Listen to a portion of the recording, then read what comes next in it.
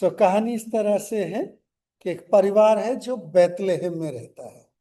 और बैतलहम जो शहर है, वो बैतलहम का शहर यरूशलेम से करीब 8 से 10 किलोमीटर दूर है। 8 से 10 किलोमीटर दूरी को बहुत ज्यादा नहीं होती, आधा दिन लग जाता है अगर पैदल जाओ तो, लेकिन फिर भी पहुंच सकते हैं आराम से। लेकिन सबसे बड़ी खास बात यह कि इस शहर को राजा दाऊद का शहर कहा जाता है। राजा दाऊद का शहर अपने आप में एक उपमा थी, अपने आप में एक बड़ी बात थी कि हाँ भाई ये उसका शहर है, क्योंकि इसका मतलब उसको बहुत सी आशीषें मिलती थी। दूसरी बात, शहर का जो नाम है उसका बड़ा इंटरेस्टिंग मीनिंग है। बैतलहम का मतलब है रोटी का घर। जहां सब कुछ फलवंत होता है, जहां सब कुछ अच्छा होता है, वो इसका मतलब है। लेकिन इस कहानी में थोड़ी ट्विस्ट है। ट्विस्ट क्या है? अकाल पड़ गया। कहाँ? रोटी के घर में। जहां सब कुछ फलवंत होना चाहिए, वहां अकाल पड़ गया। अब अकाल पड़ता है तो लोग आमतौर पे क्या करते हैं? वहां से जहां कहीं उनको ज्यादा बेहतर जगह मिलती है वहां चले जाते हैं। और इस तरह से नाओमी, उसका पति, उसके दोनों बेटे भी बैतलहम को छोड़ के चले जाते हैं। बस प्रॉब्लम एक ये है कि परमेश्वर ने यह शहर अपने लोगों को दिया था, और उसने कहा था कि मैं तुम्हारी देखभाल करूंगा। अब एक साइड तो ये है, दूसरी साइड ये है कि जहां वो चले जाते हैं वो शहर परमेश्वर ने कहा था यहां मत जाना। तो एक अजीब सी स्थिति थी। वो मोआब में चले जाते हैं, और मोआब में जाके एक तो होता है अब जैसा अकाल पड़ता है, 1 साल 2 साल 3 साल ज्यादा से ज्यादा, क्योंकि हर जगह की अपनी बारिश का पैटर्न लौट ही आता है। लेकिन यहाँ प्रॉब्लम क्या है कि ये कहानी के शुरू में अगर आप देखेंगे तो करीब 10 साल इनको वहां हो गए। इनका लौट के आने का कोई इरादा नहीं, वहीं बस गए, वहीं रह गए, शादी ब्याह कर लिए और वहीं अपना बसने जा रहे हैं। परमेश्वर इनको एक पाठ सिखाता है। क्या पाठ सिखा रहा है? थोड़ा दुखद वाला है। इस घर के सारे आदमियों की मृत्यु हो जाती, नाओमी के पति की भी और नाओमी के दोनों बेटों की भी। अब 3 औरतें रह जाती हैं, सास और 2 बहुएं। और आज के समाज में भी इसे बहुत अच्छी स्थिति नहीं माना जाता। उन दिनों के समाज में तो सोचो कितना मुश्किल होगा। परदेश में हो, अपने देश में नहीं हो, और घर में कोई भी आदमी नहीं रहा है। बहुत अजीब सी, बहुत अजीब सी स्थिति हो जाती। ऐसी स्थिति में ये आ गए हैं। और जब ऐसी स्थिति में ये आ गए हैं तो क्या होता है? अब नाओमी सोचती है कि मेरे पास तो कुछ बचा नहीं है अब, और क्योंकि मेरे पास सब कुछ बचा नहीं है तो क्यों ना मैं अपने ही घर वापस चली जाऊं। भाई जिसकी चिंता करके मैं आई थी वो तो अब कुछ है नहीं, ना मेरा पति रहा ना बेटे रहे। अब इसकी जो 2 बहुएं हैं वो उसी समाज की और वहीं की हैं जहां ये रह रही है। तो जाहिर सी बात है उनको चॉइस देती है कि भाई ये तो तुम्हारा घर है, मैं तो परदेसी हूं, लेकिन तुम्हारा अपना घर है, इसलिए तुम यहाँ रुक जाओ अपने माँ बाप के साथ। और वहां बताया गया कोई भी बच्चा उनके भी नहीं है, तो कोई सहारा जैसे हमारे समाजों में कहा जाता है उस तरह से उनको नहीं है, कोई उम्मीद नहीं है आगे के लिए, घर परिवार के लिए। तो कहती है तुम जाओ अपने समाज के हिसाब से शादी ब्याह करो और अपना घर बसाओ, जो हर आदमी चाहेगा। और इस तरह से वो चाहना होती है, बात होती है। एक बहू लौट जाती है, लेकिन जो दूसरी बहू है वो कहती है नहीं, मैंने आपके साथ घर बसाया, आपके घर में रही हूं, और अब मैं आपको छोड़ के कहीं नहीं जाऊं। जहां आप जाओगे वहीं रहूंगी, जिसके जैसे भी आपकी जिंदगी रहेगी वैसी मेरी जिंदगी रहेगी। और ये अपने आप में बहुत बड़ा कमिटमेंट है, क्योंकि अब ये जो अपने घर में है, अब ये विदेशी होने वाले हैं। अब तक तो सास विदेश में थी और बहू अपने घर में थी। अब जब ये वापस चलेंगे तो सास अपने घर आ जाएगी और बहू परदेश में पहुंच जाएगी। तो बिल्कुल उल्टा होने वाला है और आसान नहीं होने वाला। लेकिन उसका जो कमिटमेंट है, उसका जो अपनी सास के प्रति जो भावना है और जो उसके विचार हैं, उसके हिसाब से कहती है जहां भी तुम जाओगे वहीं मैं चली जाऊंगी और आपके साथ ही रहूंगी, आपकी ही देखभाल करूंगी। और इस तरह से वो उसके साथ लौट आती है। अब हम यहाँ इस भावना के आधारित पे परमेश्वर के जो देखभाल है उसको देखें। जब ये कहानी घट रही होती है तो ये कहानी अचानक से नहीं हो रही होती है, बल्कि परमेश्वर नाओमी को ये दिखा रहा होता है कि तुमने जो अकाल से बच के भागने के लिए जो कोई भी इंसान करता करा, बजाय परमेश्वर पर भरोसा करने के, रोटी के घर को छोड़ के जो तुम दूसरे घर चले गए, वो परमेश्वर आपकी जिंदगी को कैसे संभाल या बिगाड़ सकता।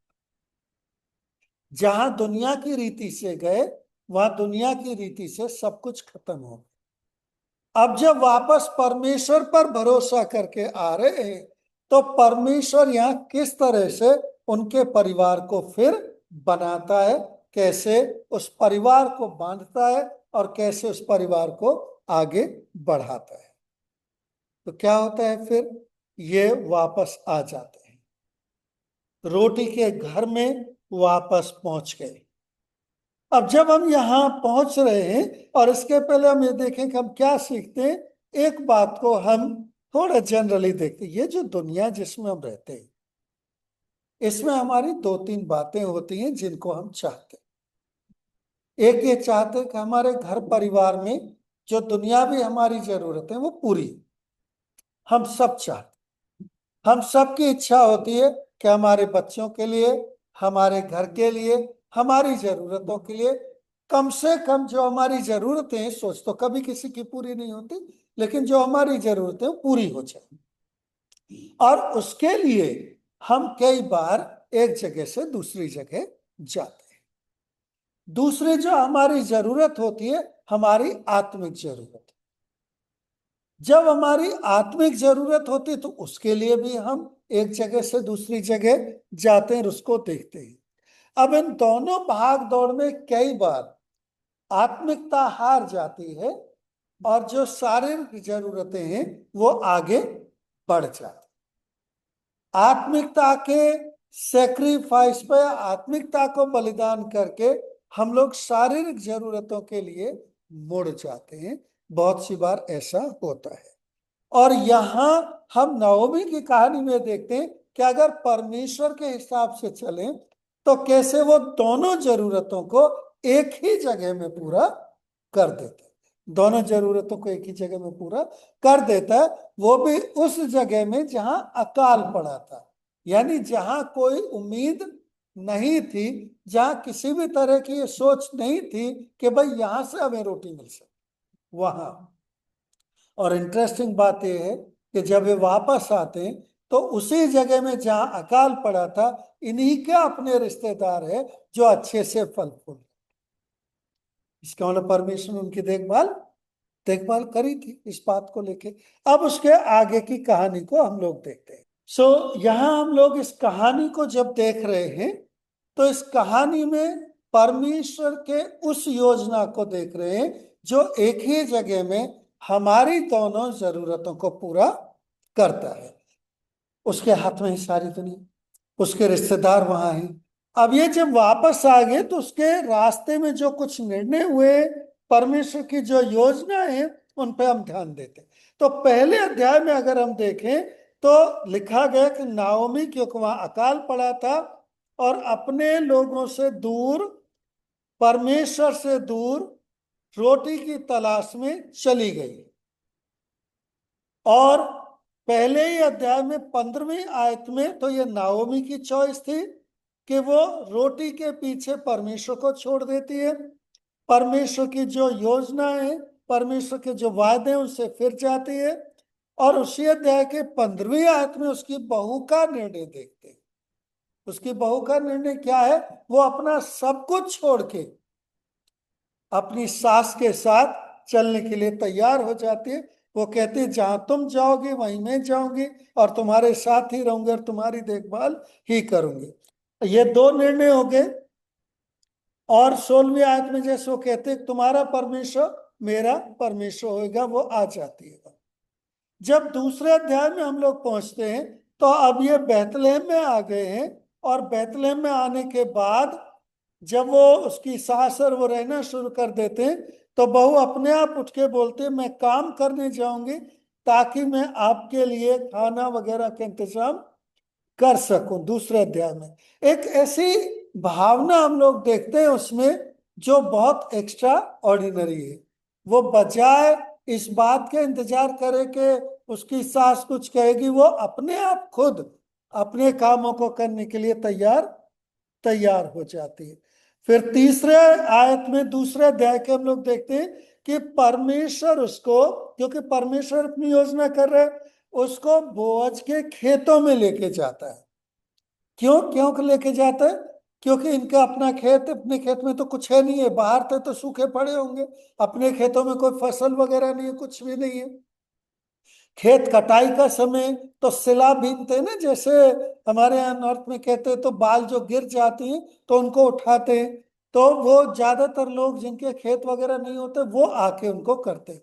तो आगे आगे खेत काटने वाले चलते हैं, वो पूले बांधते जाते हैं, और जो बिखरा हुआ अनाज है उसे वो जो बीनने वाले होते हैं उठाते जाते हैं।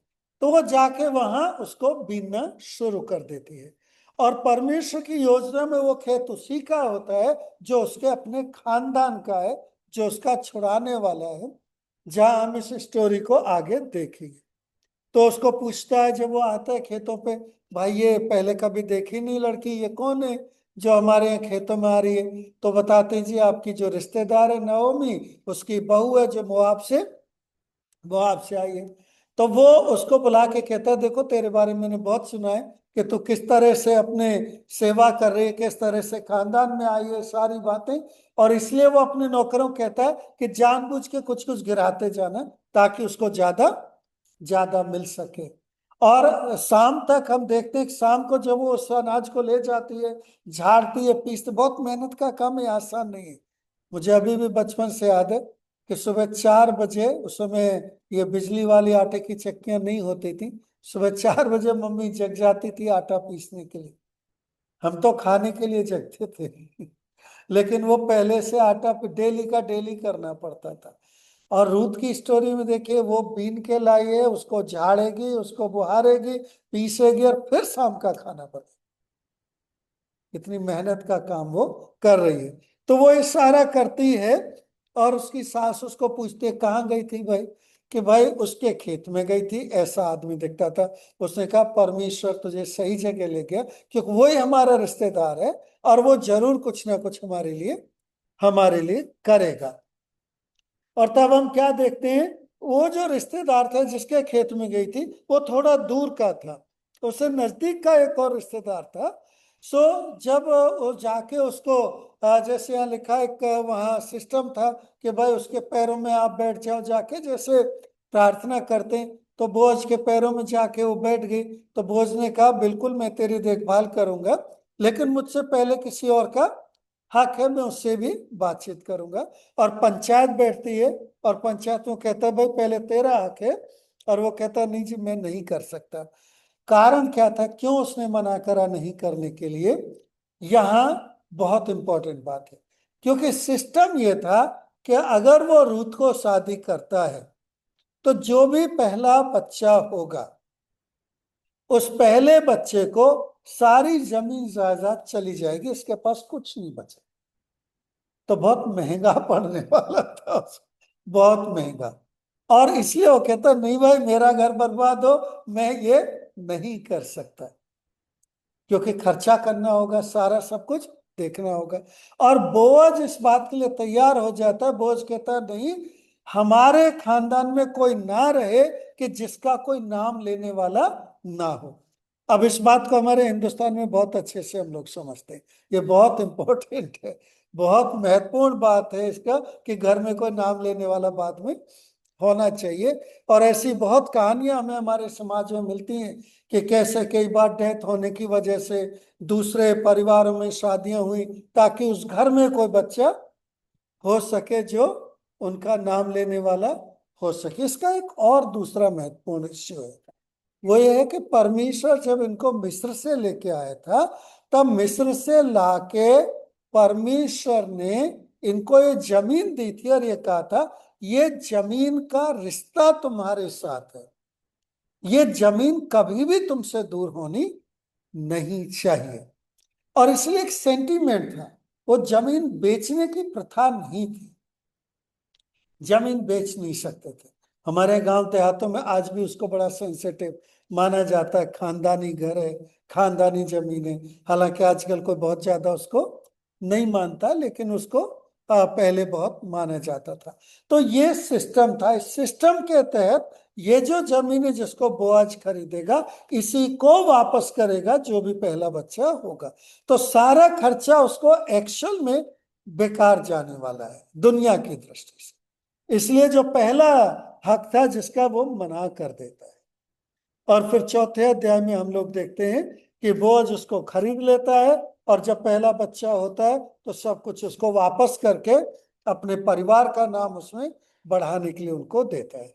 अब ये तो है कहानी जो इस दुनिया में हुई। ये कहानी प्रभु यीशु मसीह में हमारे लिए कैसे पूरी होती है। आदम और हव्वा को जब प्रभु परमेश्वर ने इस दुनिया में बनाया तो अदन की वाटिका सब कुछ उनको दिया और सारा कुछ उनको देके कहा ये इसमें फलो फूलो और बढ़ जाओ, ये सारा अधिकार तुम्हारे पास है, सारी पृथ्वी सब कुछ जो कुछ में है सब तुम्हारे में। पहला इंसान था, पहली स्त्री थी, तो सब कुछ उन्हीं का था, सब कुछ उन्हीं के पास था। लेकिन पहले इंसान और पहली स्त्री ने क्या करा, एक जो बाहर से आया था, जैसे स्वयं वो आप बाहर हो गया आपके यहां से दूसरी जगह, जो बाहर से आया था उसकी बात सुन के परमेश्वर की अवज्ञा करी। परमेश्वर ने जो आज्ञा दी थी कि तुम ऐसा नहीं करना, वो ऐसा नहीं करना जो मना करा था उसको उन्होंने कर दिया। जैसे उदाहरण के लिए यहाँ एली मेलेक है, नाओमी है, उसके दोनों बेटे हैं। परमेश्वर ने उनको खाने के घर में रखा है, बैतलहम में रखा है, हाउस ऑफ ब्रेड में रखा है, सिंबॉलिक है, राजा के शहर में रखा है जो दाऊद का शहर कहलाएगा, उस जगह में रखा है जहां परमेश्वर बहुत आशीष देगा। लेकिन एक छोटी सी समस्या की वजह से वो लोग उस जगह को छोड़ के कहाँ चले जाते, जहां उनकी पूजा पद्धति, जहां उनके परमेश्वर को मानने की प्रथा, जहां सच्चे परमेश्वर के पीछे चलने की बात नहीं होती। और सिर्फ इसलिए नहीं कि जी वहां कुछ समय रह के जी फिर हम लौट आएंगे, नहीं, वो वह बस ही गए। मतलब वो दुनिया के साथ एक तरह से कहा जाए, दुनिया की रीति रिवाज, दुनिया के उसमें इतने मगन हो गए कि उन्हें अब ये याद भी नहीं है कि उनका कोई परमेश्वर भी है और उन्हें अपने परमेश्वर के पास भी लौटना है या उनको परमेश्वर की बात को मानना है, जानना है। और आदम और हवा के साथ भी हुआ, उन्होंने शैतान की बात मानी और शैतान की बात मान के उस फल को खा लिया। अब देखिए उस फल को खा लिया, ठीक है, अपराध हो गया, पाप हो गया। तो परमेश्वर जो रोज उनसे मिलने आता था उनको भी तो कह सकते थे परमेश्वर हमसे गलती हो गई। नहीं, क्या हो रहा है, यह लौटने का, रिटर्न होने की कोई इच्छा नहीं है। हमसे गलती हो गई, अब हम ऐसा नहीं करेंगे, नहीं, कोई इच्छा नहीं, छुप गए। और जब परमेश्वर वहां आया और परमेश्वर उसे ढूंढने लगा तो उसको पूछना पड़ा, भाई तुम कहाँ हो। एक तरह से परमेश्वर ने जबरदस्ती उनको उस अंधेरे से बाहर बाहर निकाला जहां छुप रहे थे। जैसे कि नाओमी को, रूत को लगभग एक सताव देके वहां से वो इच्छा उनके मन में जाहिर करी कि मैं अपने घर लौट जाऊं। और तब जब वो वहां आते हैं तो परमेश्वर अपनी योजना को उनके साथ पूरा करना शुरू करता है। आदम और हवा के साथ क्या था? दुनिया में लंबा समय लगा, लेकिन उनके लिए प्रभु परमेश्वर ने एक बचाने वाले का इंतजाम करा। ये जो बचाने वाला है, इसके लिए कंडीशंस क्या है? ये आपका ब्लड रिलेटिव होना चाहिए, आपके खून में का खून होना चाहिए। ये वो होना चाहिए जो आपके सारे कर्जे को चुकता कर सके। ये वो होना चाहिए जो बगैर स्वार्थ के सब कुछ आपको दे सके। और ऐसा करने वाले रिश्तेदार बहुत कम होते हैं या नहीं होते। जैसे इस कहानी में हम देखते हैं, जो सबसे नजदीक वाला था उसने कहा नहीं भाई, मेरा घर भी बिगड़ जाएगा ऐसा करने से। जो थोड़ा दूर वाला था वो राजी। यीशु मसीह ने मेरे आपके लिए वो कर। यीशु मसीह सबसे पहले एक मनुष्य के तौर पर पैदा हुआ, जैसे मैं और आप पैदा होते हैं। वो सारे दुख और तकलीफ को सहा, फिर उसके बाद अपनी मृत्यु से अपने जीवन के द्वारा वो सब खरीदा जो मेरे आपके ऊपर कर्ज था। वो सब खरीद के उस कर्जे को चुकता कर दिया। और फिर जब मुझे आपको परमेश्वर में बचा लिया, तो वो सब जो जीवन चाहिए था मुझे आपको वापस दे दिया। इस पृथ्वी का अधिकारी फिर से कर दिया। फिर से वो सब जो मुझे आपने खो दिया था वो सब फिर से खो दिया। अब हमारे पास हमारे जीवन में हमारी जरूरतें होती हैं जिनके लिए हम निर्णय करते हैं, पैसे की चीजें हों या आत्मिकता की चीजें, घर की चीजें हों या बाहर की चीजें। दुनिया के निर्णय हम ज्यादा गंभीरता से कर लेते हैं, बहुत बार उनमें हम प्लस माइनस लगा के देख लेते हैं। लेकिन आत्मिकता के जो निर्णय होते हैं उनमें कभी कभी हम ये भी ठीक है वो भी ठीक है चल जाते। अगर हमसे कोई पैसा मांगने लगे या पैसे की बात हो तो हम ज्यादा गंभीर से सोचते, ज्यादा गहन निर्णय करते, ज्यादा प्लस माइनस देखते। लेकिन अगर हमें कोई धार्मिक बात का है तो वो कुछ भी चलता है, हम लोग आमतौर पर ऐसा निर्णय कर लेते। या दुनिया के सामने, दुनियादारी के सामने हमारे धार्मिक निर्णय हार जाते हैं, हम उनको गंभीरता से ले नहीं पाते। अब जब हमारे सामने ऑप्शंस होते हैं, जब हमारे सामने चुनौतियां होती हैं और जो जो हम कर सकते हैं उन बातों में, तब आमतौर पर दुनिया में जो फायदेमंद हो बातें उन्हीं चीजों को हम लोग चुन लेते। लेकिन प्रभु परमेश्वर छोड़ता नहीं। यह बहुत दुखद लग सकता है कि पति की मृत्यु हो गई, दोनों बेटों की मृत्यु हो गई। वाकई बहुत दुखद, वाकई बहुत दुख की बात है। लेकिन आप ये सोच के देखिए कि अगर उसके पति की मृत्यु नहीं होती है और उसके दोनों बेटों की मृत्यु नहीं होती है, तो मोआब में बच जाते, पूरा खानदान हमेशा के लिए खत्म हो जाता। जो जमीन उनको बैतलहम में दी थी उसके पास तो उनका नाम चलता ही नहीं, क्योंकि जब ये अकाल में आए थे उसको ऑलरेडी बेच के आए थे। वो अब खरीदनी है वापस बोअज को, उसको ऑलरेडी क्या करके आए हैं? बेच के आए। जैसे कि एसाव ने अपना बर्थराइट क्या कर दिया था? बेच दिया था। जब हम किसी जगह को छोड़ के कहीं जाते तो बेच देते ना सब। तो ये उसको, अब जब ये लौटेंगे तो जमीन वापस खरीदनी है, इनके पास कुछ नहीं। धार्मिकता हम खरीद नहीं पाएंगे, हमारे बस का नहीं है। अगर हमने पाप करा है तो उसकी कीमत चुका के वो धार्मिकता खरीदने का हम में सामर्थ्य नहीं है। उसके लिए हमें छुड़ाने वाला चाहिए। उसके लिए बोअज छुड़ाने वाला बना और हमारे लिए यीशु मसीह छुड़ाने वाला। यीशु मसीह ने अपना जीवन देके वो धार्मिकता मेरे आपके लिए खरीद ली। लेकिन हमारी जो अपनी चॉइसेस होती हैं उनमें तो हम अपने हिसाब से काम करते हैं। जैसे रूथ ने भी करा, भाई कुछ नहीं, जमीन तो हमारे पास रही नहीं, मैं सिला बीन ले आऊंगी, कम से कम रोटी हमारे लिए तो होगी। तो ये हमारे कर्म सिद्धांत आमतौर पर रहते हैं, भाई कुछ अच्छे कर्म कर लो, कुछ तो भला निकल आएगा। हाँ बिल्कुल सही बात है, कुछ अच्छे कर्म करेंगे तो कुछ भला निकलेगा ही निकलेगा, लेकिन उतना भला नहीं निकलेगा कि परमेश्वर आपको मिल जाए, क्योंकि उसको जीतने के लिए हमारे पास सामर्थ नहीं है।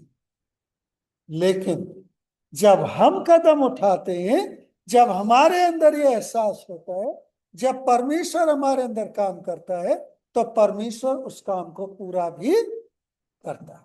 तो एक छुड़ाने से मना कर देता है, लेकिन परमेश्वर ने ऑलरेडी इंतजाम करा, ऑलरेडी उस खेत में लेके गया जो इसको छुड़ाएगा। यानी पहले अपनी मर्जी से गए उस जगह जहां बर्बादी थी, अब परमेश्वर उसको उस खेत में लेके गया है जहां उनको नए से घर बसेगा।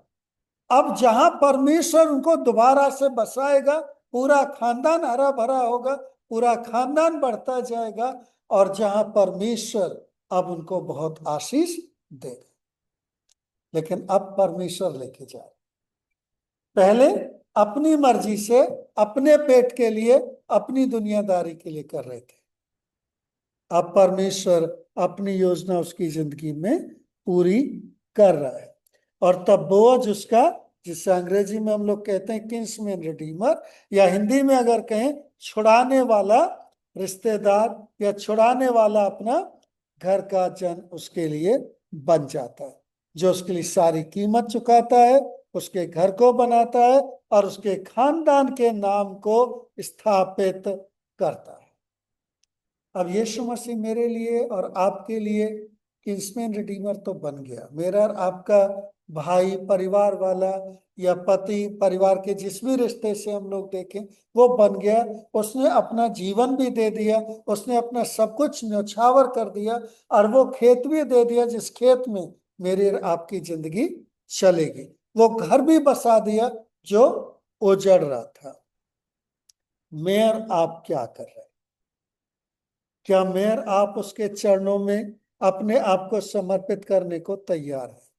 रूथ को क्या बोला था उसकी सास ने? जा और उसके पैरों में बैठ जा, बाकी सारा काम वो अपने आप कर ले, तेरा काम सिर्फ इतना है, जाके उसके पैरों में बैठ जा, बाकी वो अपनी जिम्मेदारी अपने आप निभा देगा। मेरा और आपका काम तो सिर्फ परमेश्वर के पास आके उसके पैरों में बैठ जाने, बाकी कुछ भी मैं और आप कर नहीं सकते, क्योंकि उन पापों का भरा पूरा करने के लिए हमारे पास कुछ भी नहीं है। जो हमने अपनी जिंदगी को बेच दिया पाप के लिए, उसको खरीदने की हिम्मत हम में नहीं है। अच्छे कर्म थोड़ी बहुत हेल्प कर सकते हैं, लेकिन जिंदगी खरीदने के लिए काफी काफी नहीं है। एक दिन का खाना मिल जाएगा जॉब मिलने से, एक दिन का, अगले दिन का फिर कमाना पड़ेगा, लेकिन स्वर्ग जाने के लिए, परमेश्वर के राज में होने के लिए सामर्थ नहीं मिलेगी। तब आपके और मेरे जीवन में आज क्या है ऐसी बात जो शायद मुझे और आपको परेशान करके परमेश्वर से दूर ले जा रही, या जिसकी वजह से निराशा आ रही, या जिसकी वजह से मुझे और आपको ऐसे कॉम्प्रोमाइज करने पड़ रहे हो कि दुनिया की तरफ मेरा और आपका मन भटक रहा हो, डर के मारे कि कल को मुझे रोटी मिलेगी या नहीं मिलेगी, या कल को मेरी कोई देखभाल करेगा या नहीं करेगा, या यहाँ मैं ठीक से रह पाऊंगा या रह पाऊंगी या नहीं रह पाऊंगा। ये सारी चिंताएं हमारे मन में हमेशा होती, और इसमें कोई शक नहीं। हम इंसान हैं, कमजोर हैं, लेकिन हमारा एक प्रभु है, हमारा एक प्रभु है, हमारा एक रिश्तेदार है जो अपना सब कुछ न्यौछावर करके मुझे और आपको बचाता है, और उसने योजना बना रखी है। हो सकता है वो मुझे और आपको दुख से लेके निकले, क्योंकि जब हम उससे दूर भागते हैं तो लौटाने के लिए ऐसे तो लौटते नहीं है, कुछ ना कुछ गड़बड़ होती है, तभी तभी हम परमेश्वर को याद करते हैं। वो है ना एक, सुख में सुमरन सब करें तो दुख काहे को होए। अब दुख में याद करते हैं तो परमेश्वर कहता है दुख में याद करोगे तो दुख ही दूंगा। सीधी सी बात है। अब सुख में याद करोगे तो सुख मिलेगा। तो परेशानी आती जाती रहती है। तो अब दुख आया तो पलटे फिर वापस, ओहो हम तो रोटी के घर से आए थे, हमारे तो घर का ही नाम रोटी का घर था, हमें वापस लौटना चाहिए। जब लौट आए तो परमेश्वर ने सारी योजना बनाई और उनको सही रीति से वहां स्थापित स्थापित कर दिया। तब मैं आप क्या इस आशा में, क्या इस उम्मीद में बढ़ सकते हैं? जैसे कि स्त्रियों ने नाओमी से कहा, तेरा परमेश्वर धन्य हो, क्योंकि तेरे परमेश्वर ने तुझे आशाहीन नहीं छोड़ा है